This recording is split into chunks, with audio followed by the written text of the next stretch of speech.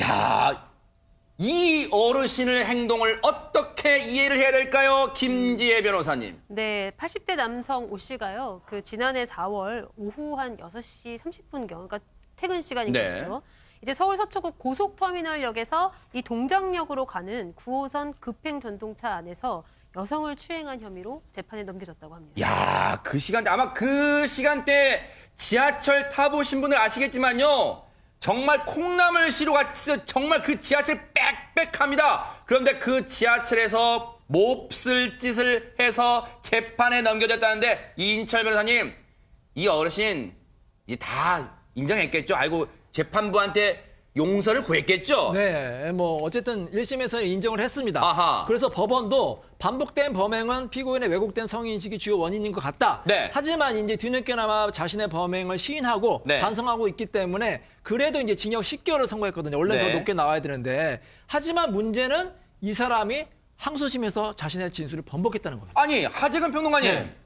이게 이상하잖아요. 다 자신의 죄를 인정했다는데 항소심은 왜 간 거예요 지금? 그러니까 이제 1심에서는 인정한다고 했지만 바로 말을 바꿨다고 하는 거죠. 아하. 자신은 무죄다라고 하면서 네. 그 논리가 뭐냐면 네. 이제 항소심에 주장을 한 것이 나는 산책을 나온 것일 뿐이다. 단지 산책을 했을 뿐 지하철 안에서 추행한 적이 없다. 그렇게 주장한 겁니다. 아니 김지혜 변호사님, 산책은 들로 산으로 강변으로 가서 산책하는 거죠. 지하철 안에서 산책했대요.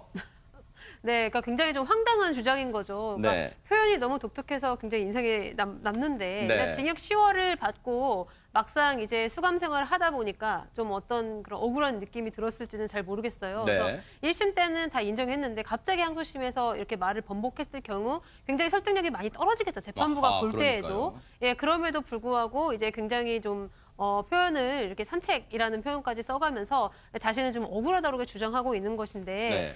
그냥 어떤 정상적인 그런 사고 과정에서 나온 그런 그러니까요. 항변인지 약간 좀 의문스럽습니다.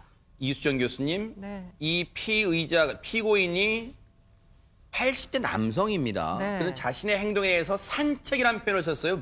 무슨 심경이, 무슨 마음이 담겨 있는 거예요, 네, 여기? 이런 이제 논리를 중화 이론이다. 범죄학에서 보면 일종의 이제 물타기 이론이다 이렇게 얘기하거든요. 사실은 누구보다도 본인이 왜 처벌받아야 되는지 잘 알 겁니다. 그런데 문제는 그런 종류의 이제 어떤 습격일 가능성이 굉장히 높아요. 네. 그러니까 문제 의식도 없이 아주 붐비는 시간 저녁 6시 반 퇴근 시간입니다. 네. 지하철이 붐비는 거 뻔히 알면서 들어가면 신체가 접촉된다는 거 뻔히 알면서 고의적으로 네. 산책할 시간이 아니에요. 이 시간대는.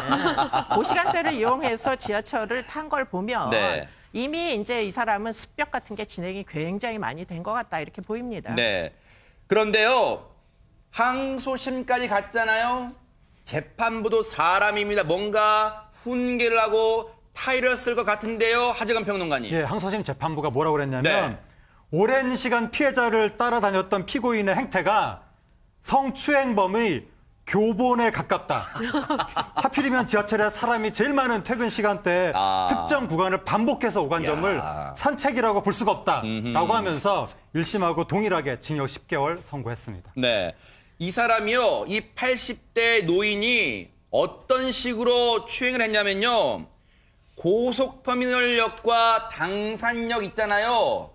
거기를 반복해서 오간 거예요. 이쪽으로 갔다가 이쪽, 쉽게 말하면 상행선 갔다가 다시 방향 바꿔 하행선 갔다가 이렇게 특정 구간을 반복했다는 겁니다. 그 행동이 성추행범의 교본 같다고 2심 재판부는 본 거예요. 이수정 교수님, 네.